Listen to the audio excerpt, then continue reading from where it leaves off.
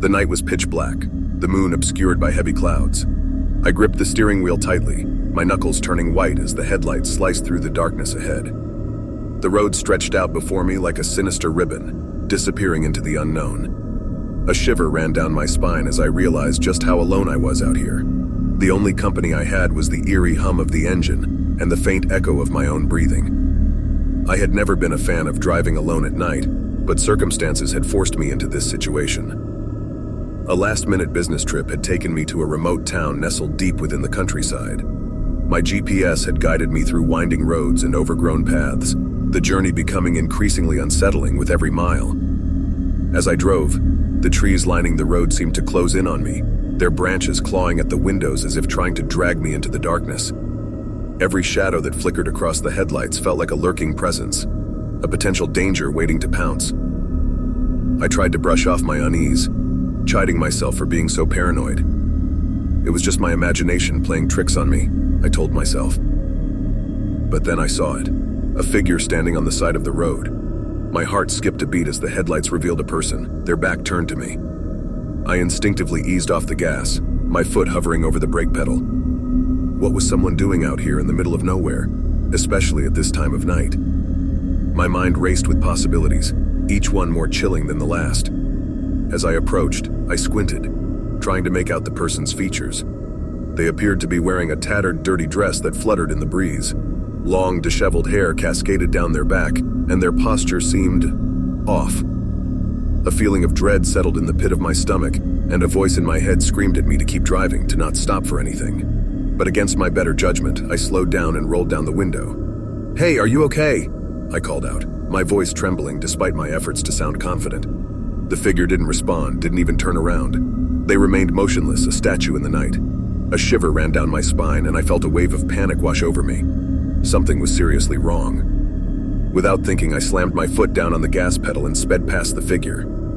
As I glanced in the rearview mirror, I saw them slowly turn their head to watch me go, revealing hollow, sunken eyes that seemed to glow in the darkness. My heart pounded in my chest as I continued to drive.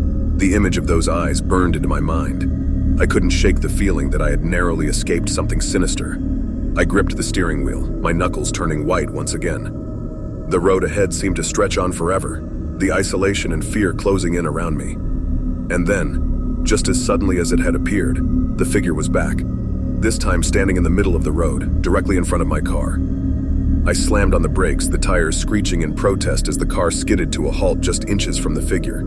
I sat there in shock, my breath coming in ragged gasps. The figure slowly turned to face me, its sunken eyes now fixated on mine. It raised a bony hand, its fingers curling into a beckoning gesture. A sickening realization hit me. It wanted me to get out of the car. A scream caught in my throat as I threw the car into reverse, tires spinning as I fought to get away. The figure remained in the middle of the road, its mouth stretching into a grotesque smile that seemed to split its face in half. It began to glide towards me, its movements unnatural and eerie. I didn't stop until I reached the nearest gas station, my heart pounding like a jackhammer. I stumbled out of the car, gasping for breath, and looked back in the direction I had come from. But there was nothing there, no sign of the figure or the darkness that had haunted me. To this day, I can't explain what I saw that night. Was it a ghost? A specter from another realm? Or was it something even more sinister? Something that I had stumbled upon in that remote, isolated stretch of road? I may never have the answers, but I do know one thing. I'll never drive alone at night again. The fear of the unknown, the feeling that something malevolent lurks just beyond the headlights, will forever haunt my nightmares.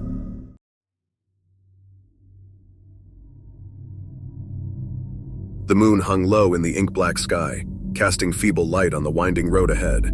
I gripped the steering wheel tightly, my knuckles white against the leather. The hum of the engine seemed to be the only sound in the desolate night, a stark contrast to the vibrant world I had left behind just hours ago. Alone in my car, I couldn't shake off the eerie feeling that I was being watched. As I navigated the isolated highway, the forest on either side seemed to close in, its gnarled trees stretching like skeletal fingers towards the road. The shadows danced and flickered, as if concealing something lurking just beyond the edge of my vision. My heart quickened with every rustling leaf, every mysterious sound that echoed through the night. The road ahead appeared endless, a ribbon of asphalt disappearing into the unknown. The monotony of the drive was hypnotic, and my mind began to play tricks on me. Was that a figure standing on the side of the road? My foot instinctively eased off the accelerator, and I strained my eyes to see. But there was nothing there. Just the trees, the shadows, and the suffocating darkness. A dense fog began to roll in, swirling and curling around the edges of the road. It slithered like a living entity, obscuring my vision and creating a sense of suffocation. I squinted through the mist, my heart pounding in my chest. Shapes moved within the fog, indistinct and menacing. My breath caught as I thought I glimpsed a face twisted and contorted, staring at me from within the mist. A chill ran down my spine as I realized the fog was growing thicker, pressing against the windshield like a cold, clammy hand. Panic welled up inside me, and I hit the gas, desperate to escape the encroaching darkness. The car's headlights cut through the fog, creating eerie tunnels of light that only seemed to make the shadows more pronounced. Time seemed to stretch and warp, each second dragging on as if the night itself were resisting my efforts to escape. My mind raced, and I couldn't shake the feeling that I was trapped in a nightmare, hurtling through a world that had twisted itself into something malevolent and incomprehensible. A sudden, blinding flash of lightning illuminated the sky, followed by a deafening crack of thunder that shook the car. My heart raced as I realized I was now driving through a torrential downpour, rain hammering against the windshield with relentless force. The wipers struggled to keep up, their rhythmic swipes adding to the sense of disorientation. My fingers fumbled for the radio, seeking a familiar voice, a connection to the outside world. But all I received was static, interspersed with faint whispers that seemed to originate from nowhere and everywhere all at once. My breath hitched as I strained to decipher the words, but they remained just beyond my grasp, like fragments of a nightmare that refused to be fully understood. I rounded a bend in the road, and my heart leaped into my throat. There, in the middle of the rain-soaked highway, stood a figure. It was tall and gaunt, draped in tattered rags that clung to its skeletal frame. Its face was hidden beneath a hood, but I could feel its gaze boring into me. I slammed on the brakes, my tires skidding on the wet pavement, and the figure vanished. Shaken, I leaned forward, peering through the windshield. But there was nothing there, just the rain-soaked road stretching ahead. My mind raced, trying to rationalize what I had seen. Was it a trick of the light, a manifestation of my own fears? Or had the night truly conjured something otherworldly? With trembling hands, I restarted the engine and pressed on, my eyes fixed on the road ahead. But the feeling of being watched persisted, a weight on my shoulders that I couldn't shake. The rain continued to pour, the wind howling like a mournful wail, and the shadows seemed to dance and writhe in the corners of my vision. The minutes stretched into an eternity, each mile feeling like an odyssey into the unknown. And as I drove deeper into the heart of the night, a realization settled over me like a shroud. I was not alone on this desolate road. Whether it was a product of my imagination or something more sinister, I was locked in a macabre dance with the night itself, a dance that had no end in sight.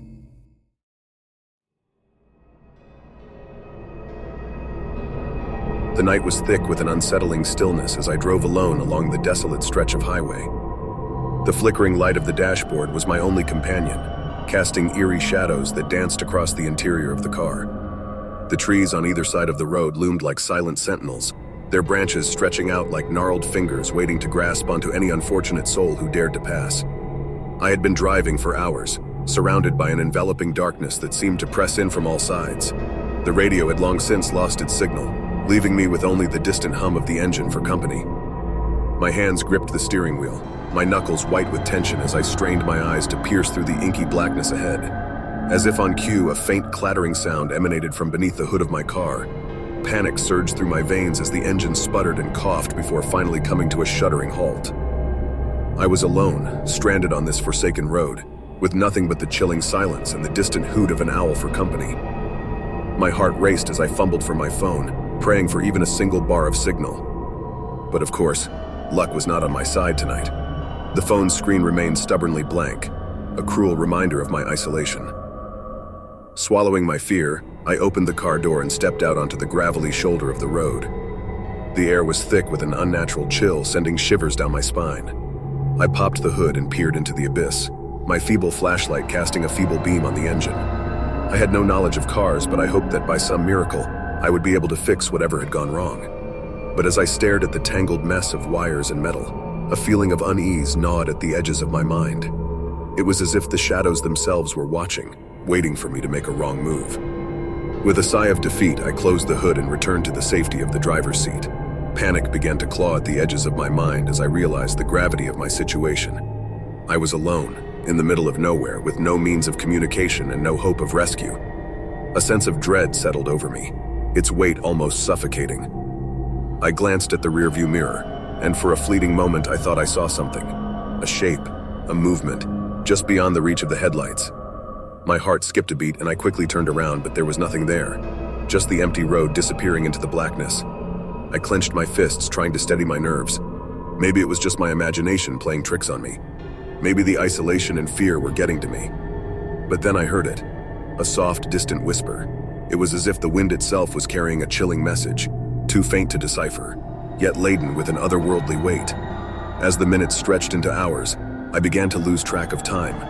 The whispering grew louder, more insistent, weaving its way into the fabric of my thoughts. Shadows danced at the corners of my vision, and I could swear I saw figures moving just beyond the edge of the darkness.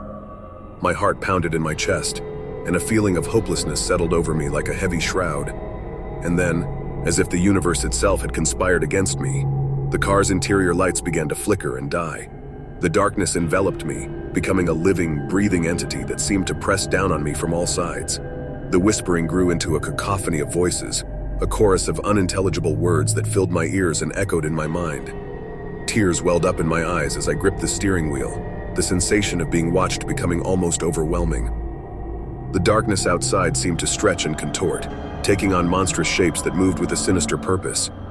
My breath came in ragged gasps, and I felt as if I was teetering on the precipice of madness. And then, just as suddenly as it had started, the whispering ceased. The darkness receded and the car's interior lights flickered back to life. The engine roared to life with a deafening roar, and I stared at the road ahead, my mind reeling from the surreal experience. With trembling hands, I shifted the car into gear and began to drive. The miles stretched on, and the night slowly began to give way to the gray light of dawn. As the first rays of sunlight pierced the horizon, I couldn't help but wonder if the horrors of the night had been a figment of my imagination, a result of exhaustion and fear. But deep down, a lingering unease remained, a whisper of doubt that I would carry with me forever. Because that night, on that desolate stretch of road, I had come face to face with something beyond the realm of understanding. Something that defied explanation and left me forever scarred by the unknown.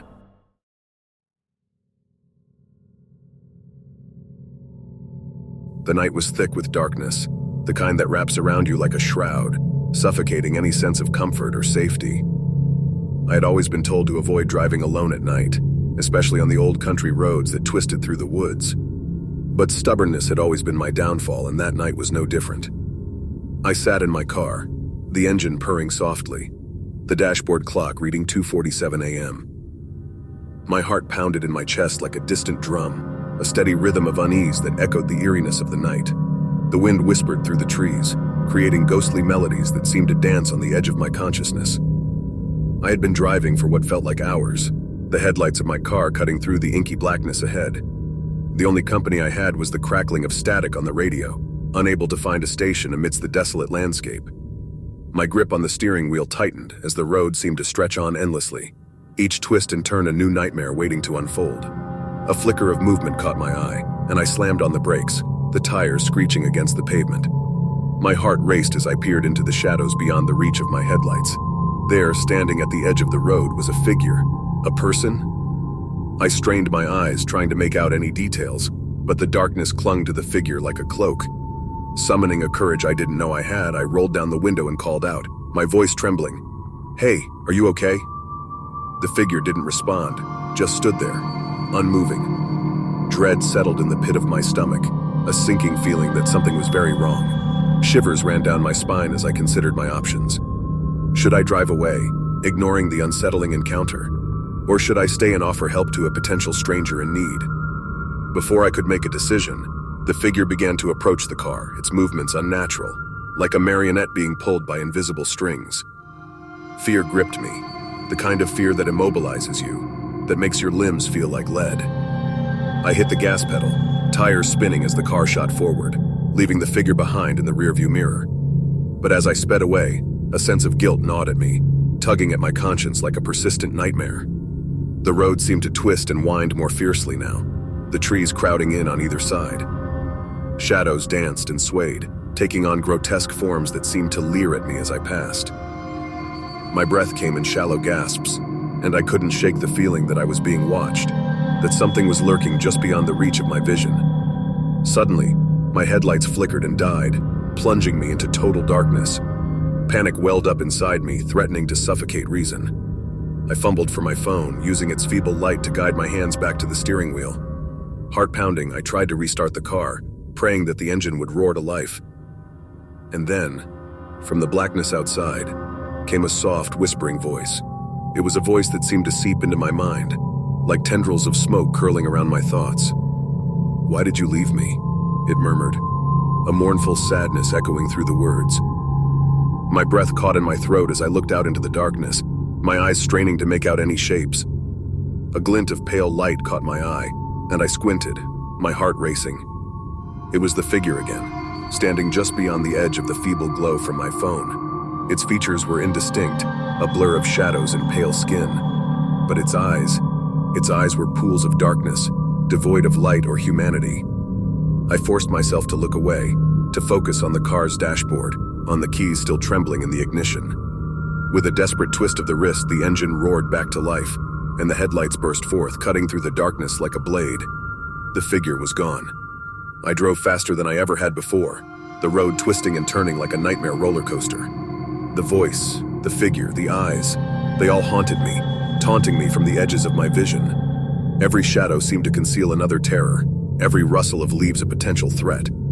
Finally, as the first rays of dawn began to break through the horizon, I emerged from the winding roads onto more familiar territory. Gas stations and streetlights greeted me like old friends, their warm glow a balm to my shattered nerves. As the sun fully rose, banishing the lingering darkness, I realized that I had survived the night, that the horrors that had pursued me were left behind with the darkness.